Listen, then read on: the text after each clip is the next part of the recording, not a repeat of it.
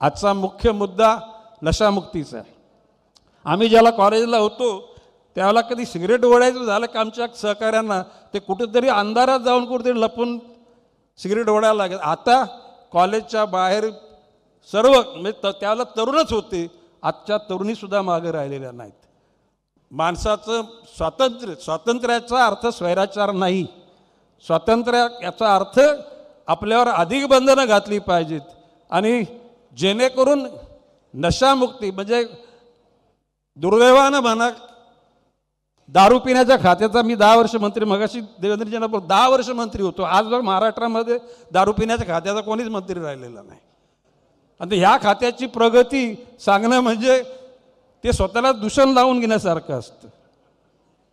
परंतु मी तुम्हाला एकच सांगतो, 10 वर्ष मंत्री जगाच्या पाठीवर मी फिरलो, जगातल्या सर्व प्रकारचे पेय आणि सगळ्या गोष्टी म्हणजे सिगरेटची मी सांगितली तर 50 नावं मी सिगरेटची बिडी सांगून, पण ते तुम्हाला सांगणार का गणेश नाईकला एवढी नावं कशी माहिती।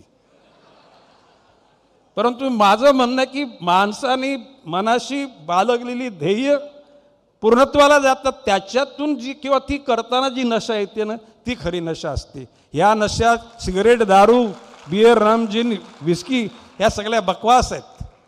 आणि म्हणून नवी मुंबई पोलीस आयुक्तालयांच्या विद्यमाने ही सुरू झालेली नशामुक्ती अभियान हे यशस्वी होईल याविषयी माझ्या मनात शंका नाही।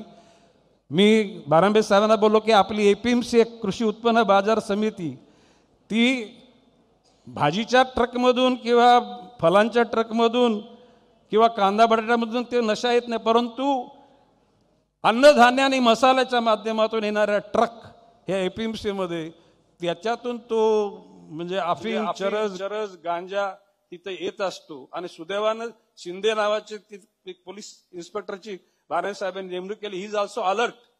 आणि ज्या पद्धतीनं त्या ठिकाणच्या पकडल्या जातात हे पोलिसांच्या सतर्कतेचं लक्षण आहे। आणि अशाच प्रकारचे पोलीस यंत्रणा सतर्क राहिली तर निश्चितपणे आपल्या ध्येयापर्यंत आपण पोहोचू असा विश्वास व्यक्त करतो।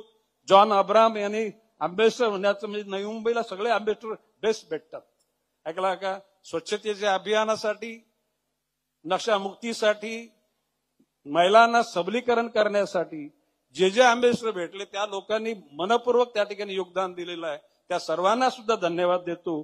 आणि देवेंद्रजींच्या नेतृत्वाखाली महाराष्ट्र सर्वार्थाने प्रगतीवर जाईल असा विश्वास व्यक्त करतो। जय हिंद, जय महाराष्ट्र।